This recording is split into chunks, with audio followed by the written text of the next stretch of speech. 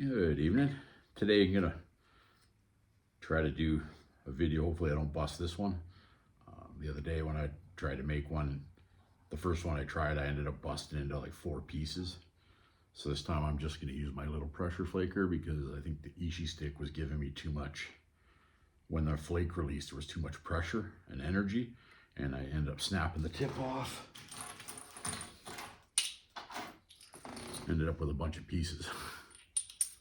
So hopefully that doesn't happen today and we'll get you a nice knife blade made.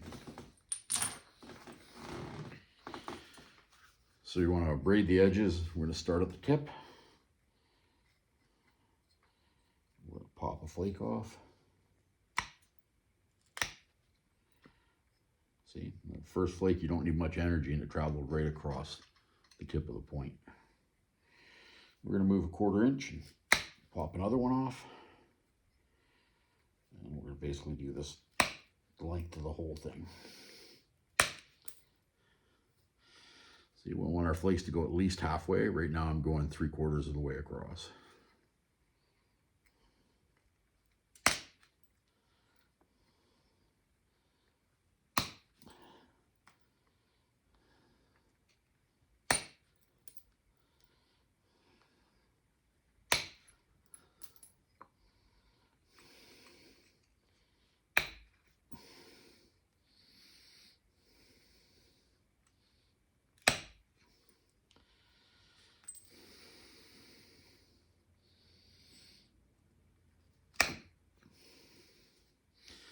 The last 4 have been just under halfway.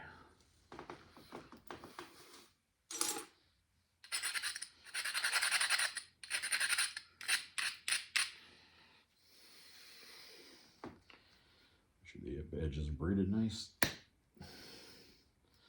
There we go, it's over halfway again.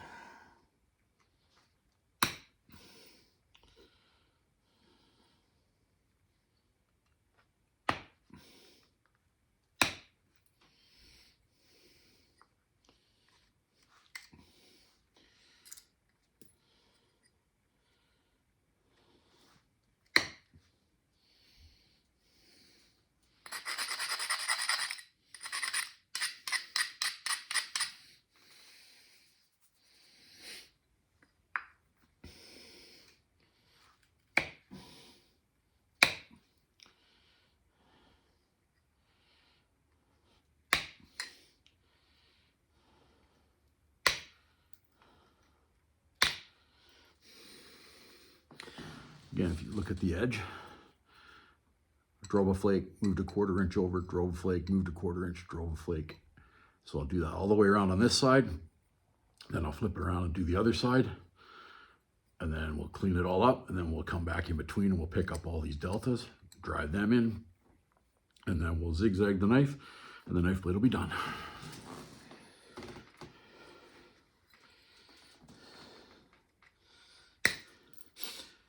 If you guys like what you're seeing here, please hit the like and subscribe button. Once I get to 100 members, I'm going to do a draw for handmade knife. I'll do some draws for some other stuff too as we keep getting bigger. So this edge here was an actual factory edge, so I want to make it dull so that the pressure flaker has a chance to catch it and pull it off. All right.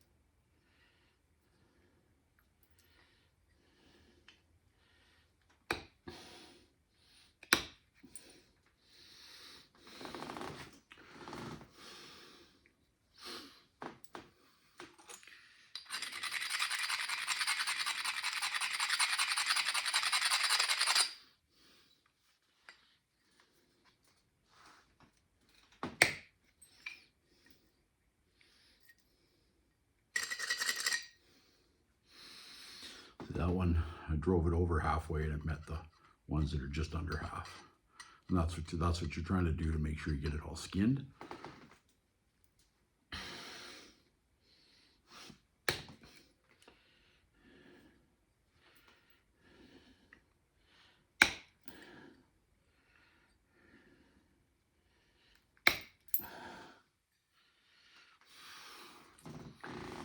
So you got that whole piece where they didn't go over halfway. And now the ones on this side went well over halfway. So they met up. So just got this little spot here down to the tip, and then we'll clean it up and do the other side.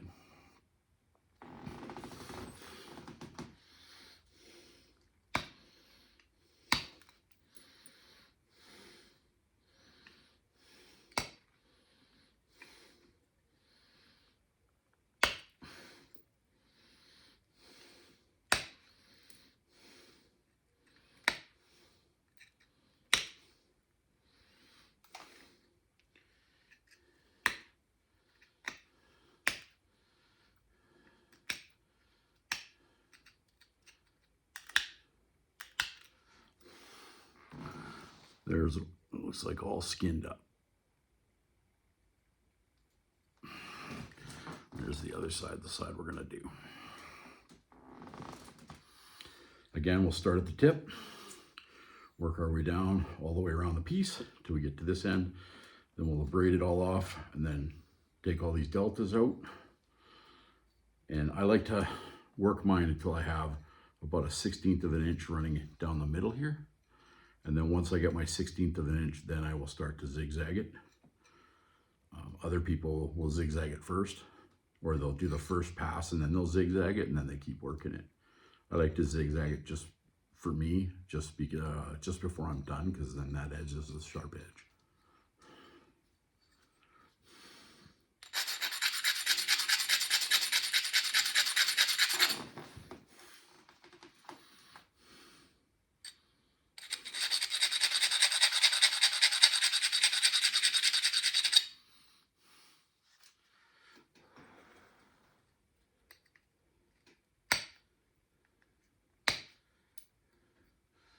Again, we're just picking a 1/4 inch, moving it, 1/4 inch, moving it.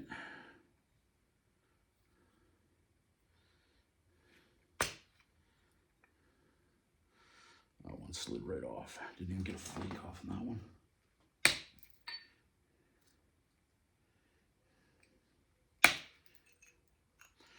That's what I didn't want to happen. Just broke the tip off. So we'll keep working it, and hopefully we'll get this side all done up, and then we'll have to change the tip up.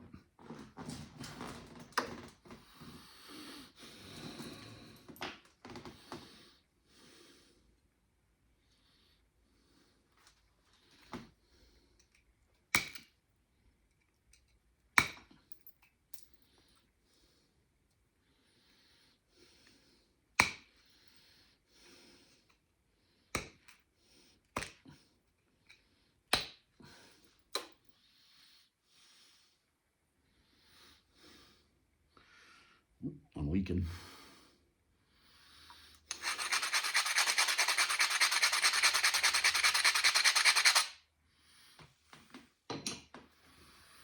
Gotta put my other glove on. The glass shards are decimating my one hand.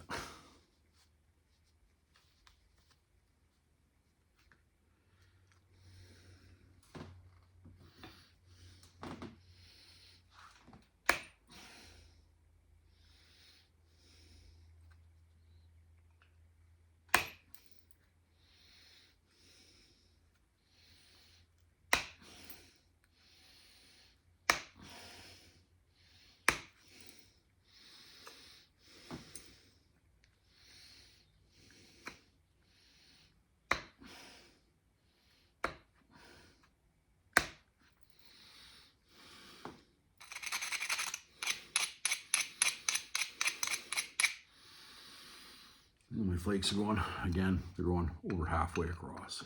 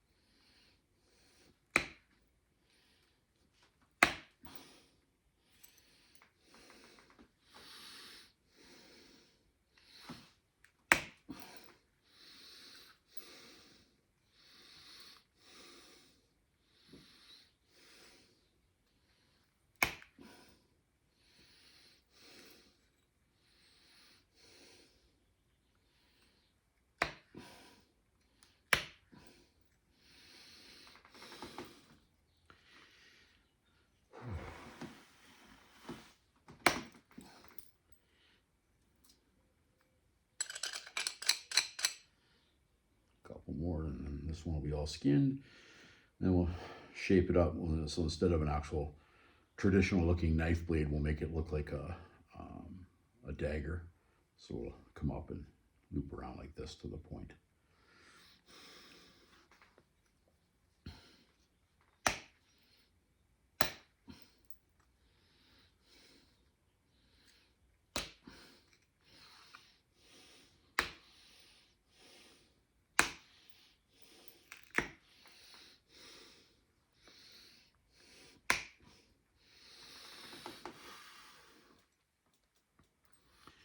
There we go. It's fully skinned on both sides with a broken point.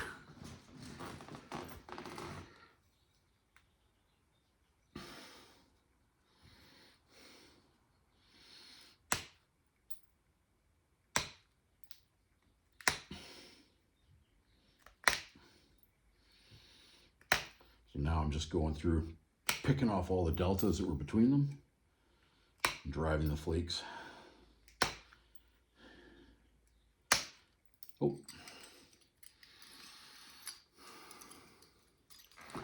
And that's what happens.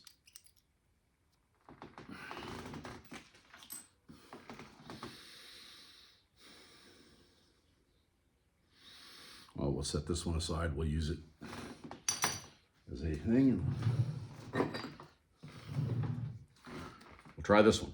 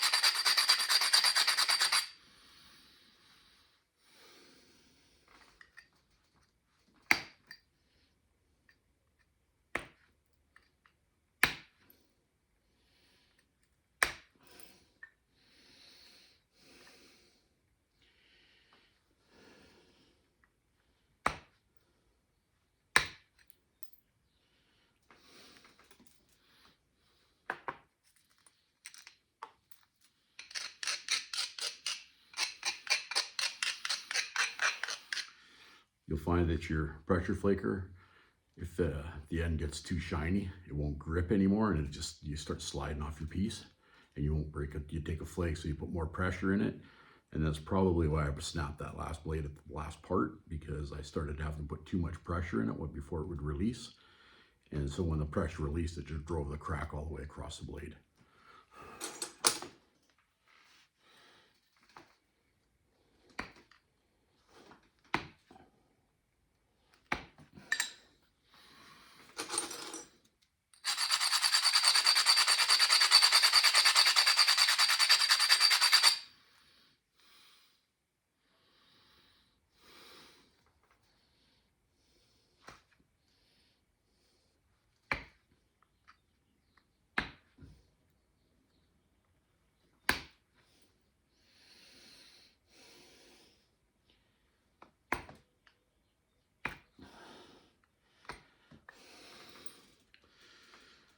The other problem that's biting me right now is this edge is a little bit, it's not square.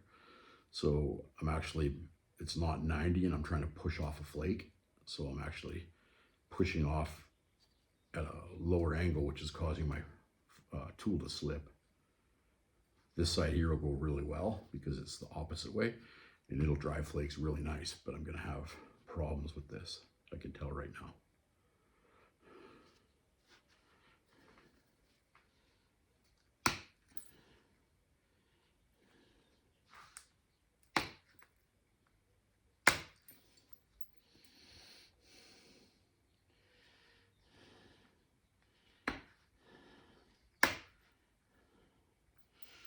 As you can see, I'm having to take a higher bite, and that could bite me in the butt So it's normally I take a 1/16 of an inch and pop it off, maybe 3/32, but that's like almost an 1/8 of an inch.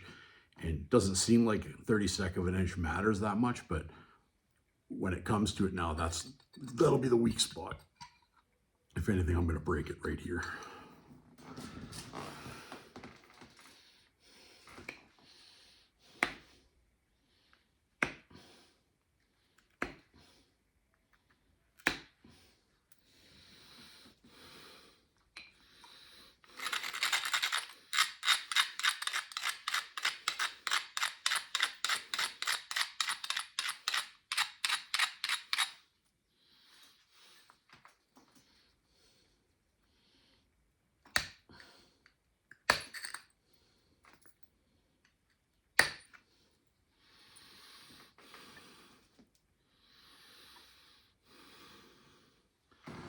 You see that there?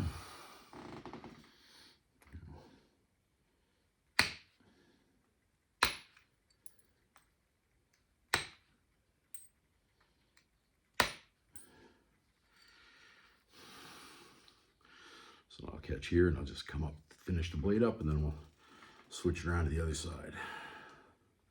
Might have a bit of a problem clearing this chunk off unless I can drive a flake all the way over, because I got a knocked out edge there, so there's no edge for me to catch and drive this flake out. I wasn't paying attention when I went down this edge. I moved over too far. So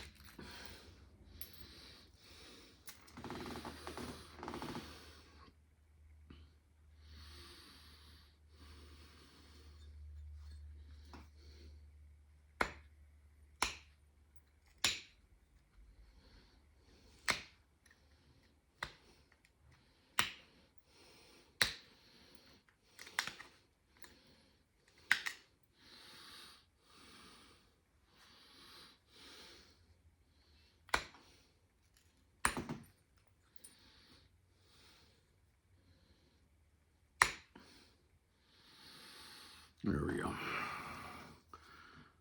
There's the only spot that I wasn't able to get, but I should, when I go around and do the second time, this should come out.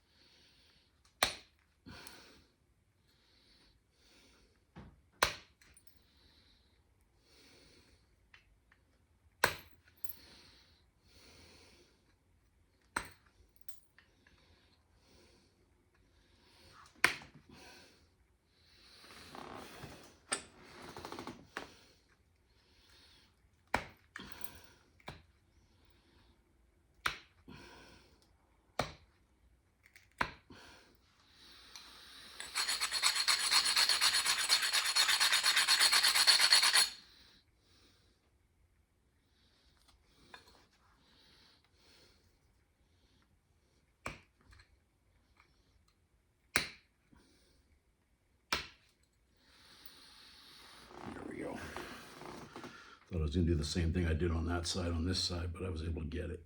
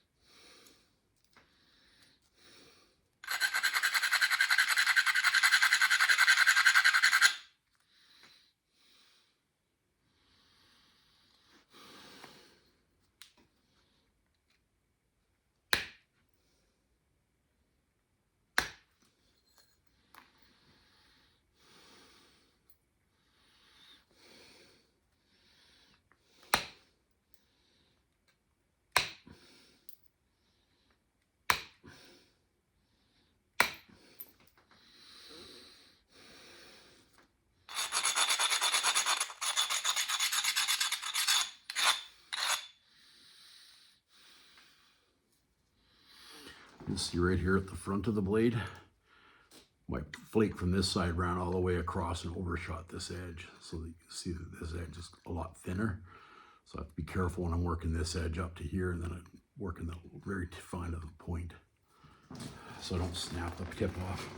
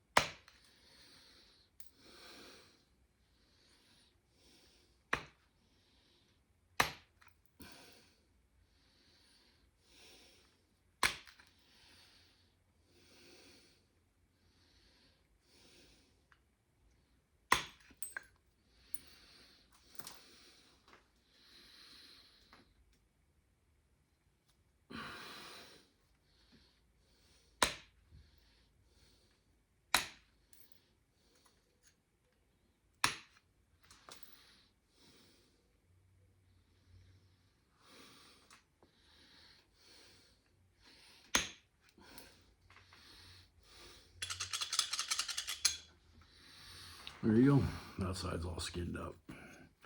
So let's try this again.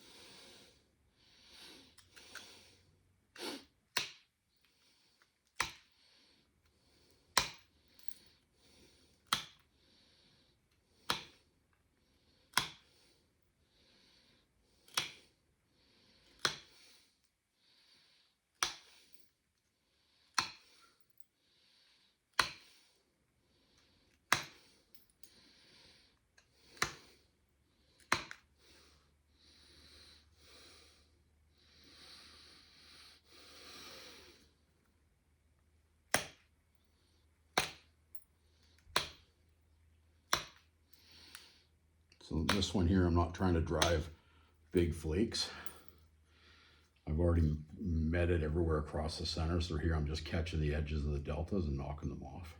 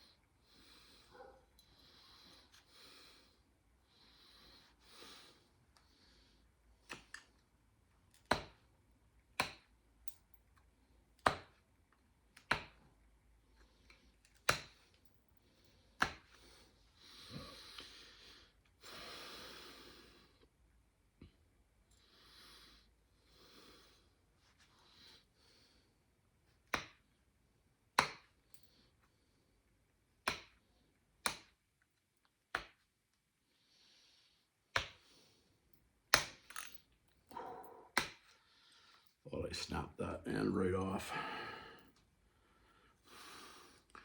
So that's what I'm looking at now for my center line. Just gonna do the same on this end and then basically zigzag it. She's done.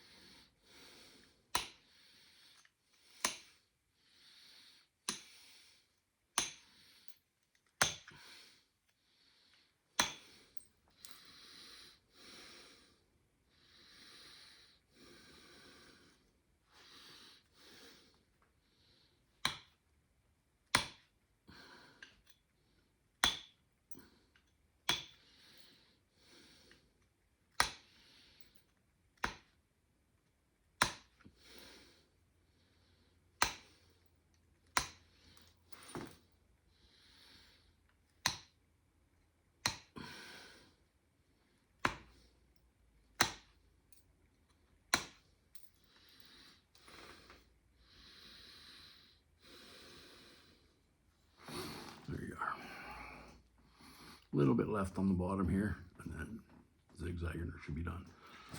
We'll go through, make sure there's no other high spots before I zigzag it, or ones that I can get off. Sometimes you have to wait until you get it all zigzagged and then you can get in there, because now the material is, it's got a high and a low again.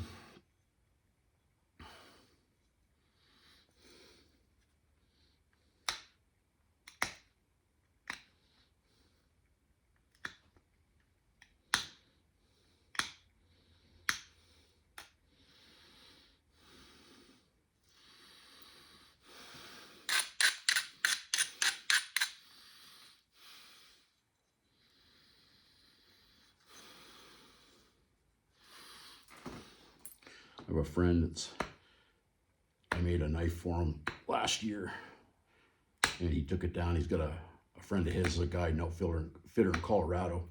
So the knife I made was deer antler tine, or deer antler base with a mookaite blade, and he's so, the outfitter was so impressed with it that he skinned a couple of elk with it, according to my friend. And but he doesn't want to use it now because he's not sure how to sharpen it. So I told my friend he's coming by on Friday, and I said I'll show him how to sharpen the knife, so he can go down and show his friend down there, and then he can use the knife without having to worry about it going dull on him. So that made me feel good when he told me that he was able to do. He did 2 elk before, like skinned them and gutted them before he put it away. Even though it's still sharp enough for him to use, but he's scared that it's gonna not be sharp enough. So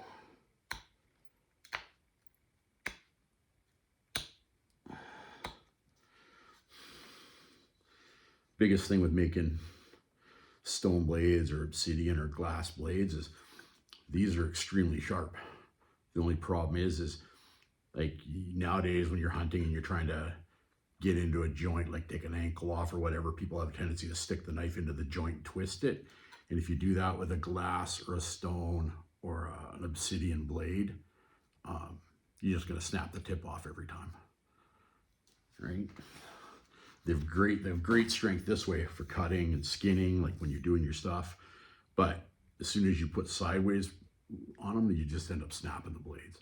And you can get away with, like some people, they make their blades a little bit thicker, they're a little bit more robust. But to each his own. If I'm going to use a stone blade, I'd rather not try to go right through and take the animal's thing off, so like into their joints. So now the zigzag, and I'm just going to catch the edge, flip it over, catch the edge, flip over.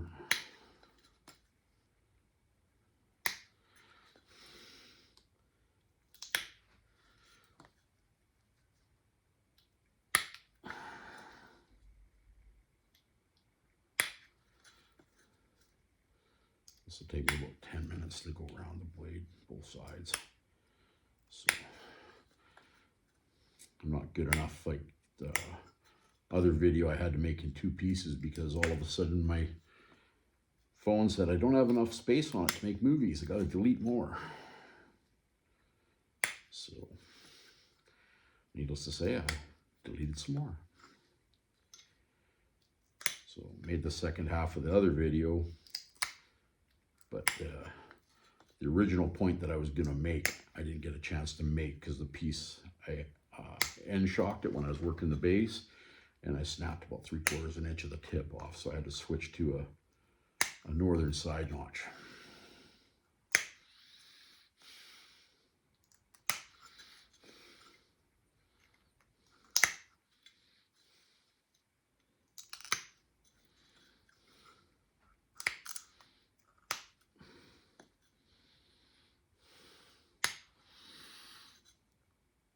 I don't know if you'll be able to see it, but if you look at the edge, how sharp it is there now that I've zigzagged it compared to here.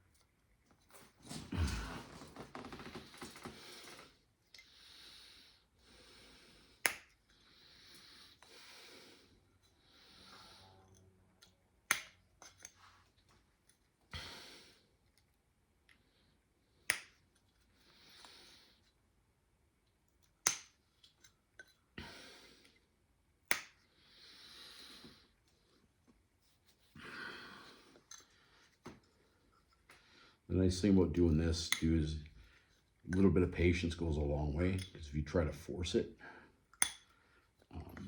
you break it. Again, I taught myself the hard way. You know, I figured they had a, you know, I was taking too long to make the tips or the knife, so I started really pushing it, and I found that when I started pushing it, I ended up breaking more than I was making.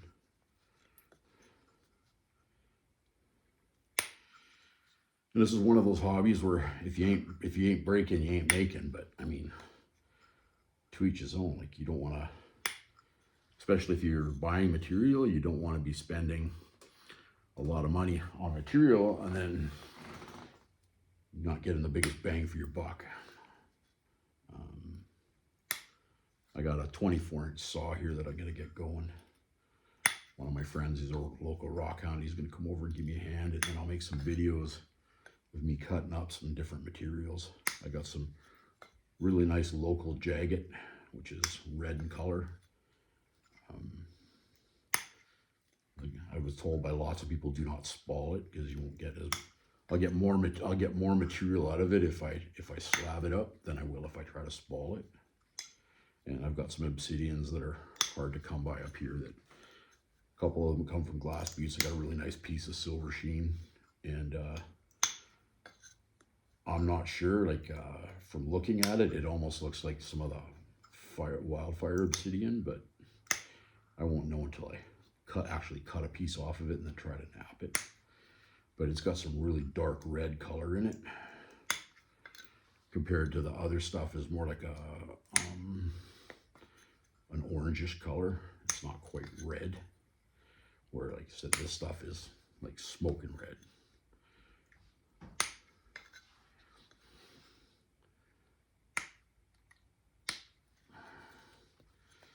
Got a plan a rock trip here. I'm gonna either this weekend or not this block off, but my next block or the block after. So I work 4 on and 4 off. I might take, me and my wife may take a run to Princeton. I gotta see if I can find the geological stuff, but apparently there's right on the actual, in the river, right in Princeton, there's actual church to be found, and it's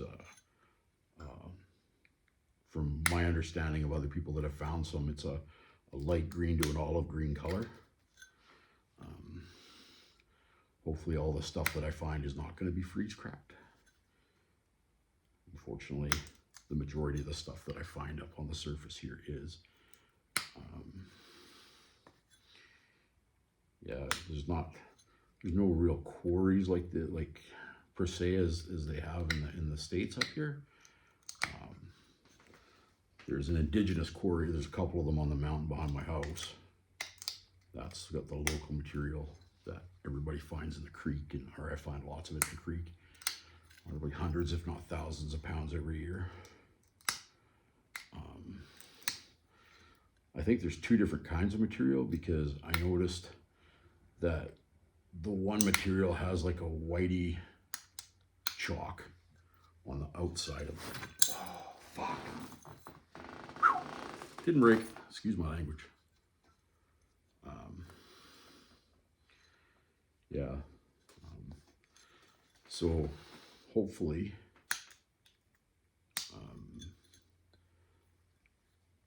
we'll find out. Like, I'd like to actually find one of the old pits and just look at the material that's in it. Not that I want to take any of the material, but I want to see what they were actually, if it is the black stuff that I'm picking up out of the creek, or if it's the white Cortex stuff that I've been given that people have found on the mountain. So yeah, it would be nice. So unfortunately, I've talked to some geologists, but not many of them really want to. They're not really into flint knappers, and you're telling me you're looking for chert, and they're looking at you like you got 2 heads. So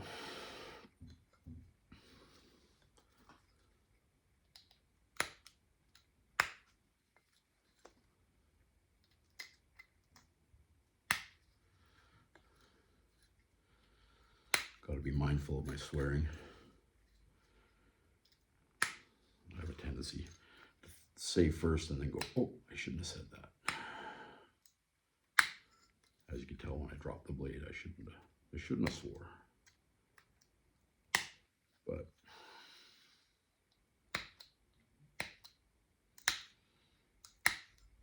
my bad.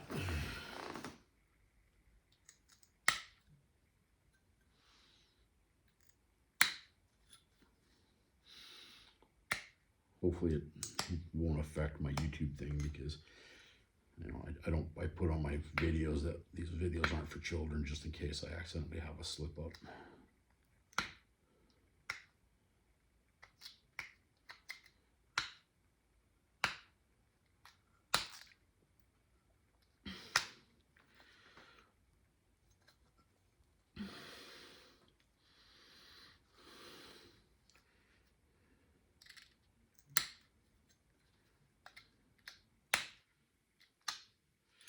The nice thing about doing this when you're working your edges, I'm getting to the point where I'm not doing too bad, but I've seen other people that are a lot better. So they get a spot that is a little thick or whatever, and when they're zigzagging it, they're able to pop off that flake so that it looks like it was never too thick at that certain point. So I'm getting to the point where I'm not bad at it, but I got a long ways to go. Right?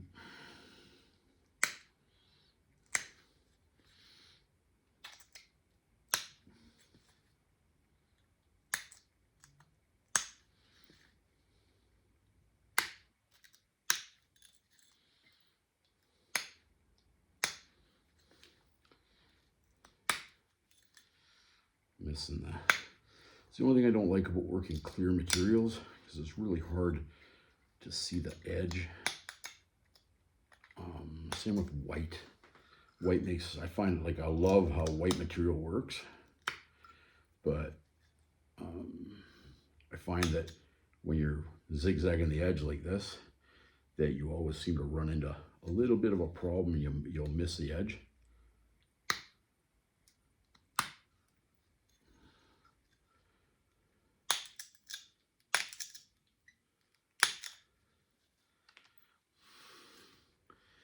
Yeah, see, that spot there is a little thick. So once I finish the edge, I'll braid this, and I'll try to drive a couple of flakes up this side just to thin it out.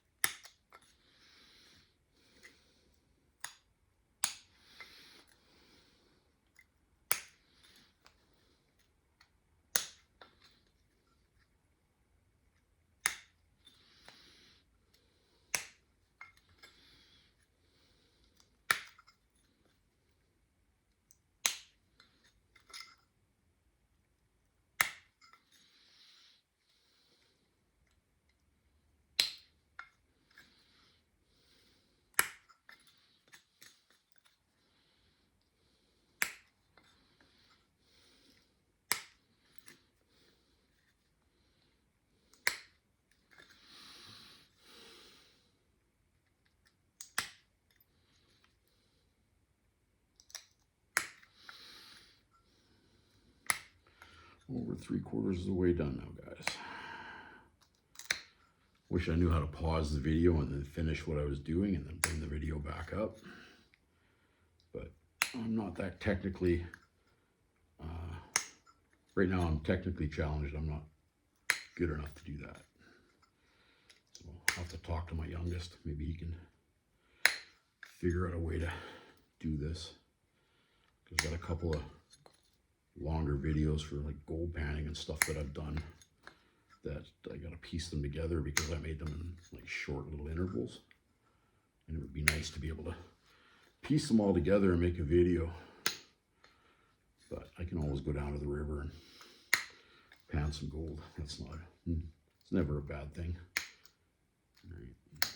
Up here, if you go down to the river, you don't find any gold, I'm going to ask you if you weren't panning, or if you were actually looking, because I mean, there's a fair amount here. each one of my pans, when I'm gold panning, I get probably 13 to 14 flakes in a pan. So it's actually quite interesting. You watch how some people, they're like, oh, where did you go to get that? I'm like, right down at the river by the road.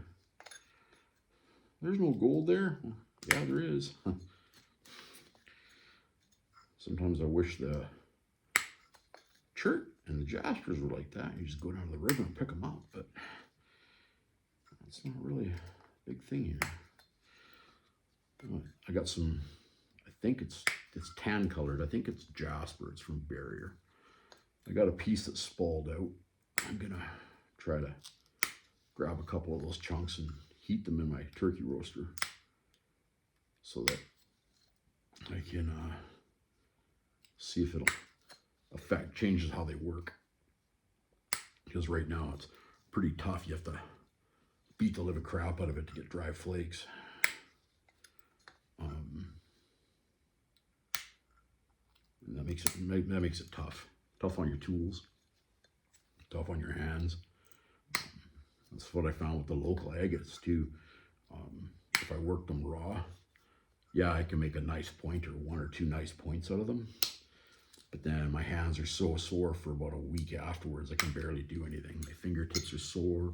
Feels like all my tendons and my hands are sore, right? I just about dropped it again.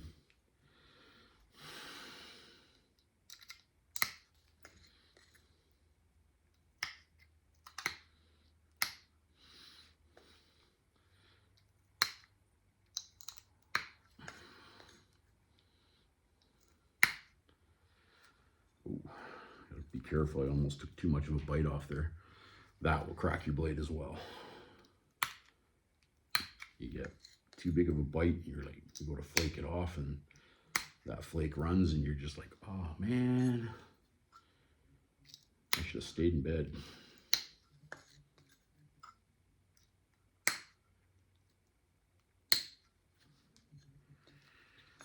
Once I got this one done, I'll probably make a short about putting these into the handles with pine pitch glue. I gotta make some more pine pitch glue.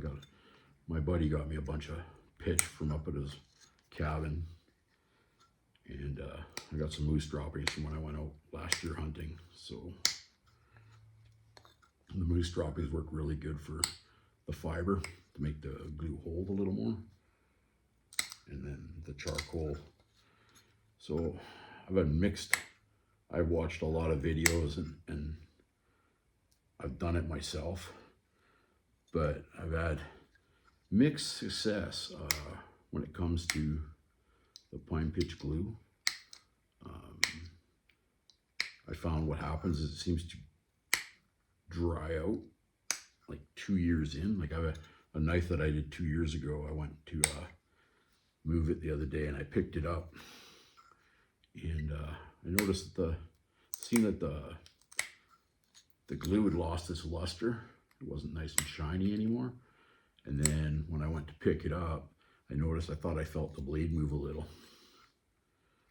So talked to some other people and they've had the same issue, and I don't know whether it's the ratio in my glue or not, but I'll have to get it figured out before I make my next batch so that I don't have any issues with it.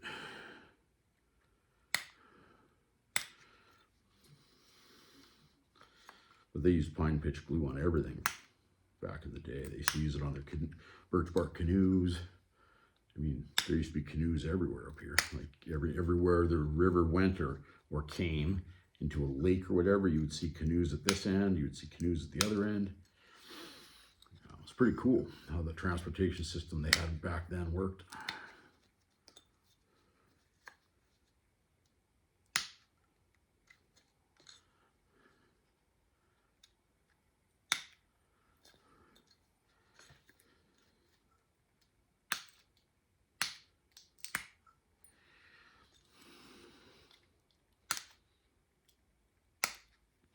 I'm getting close to the very point again. I'm trying to be really gentle, not to snap that tip off.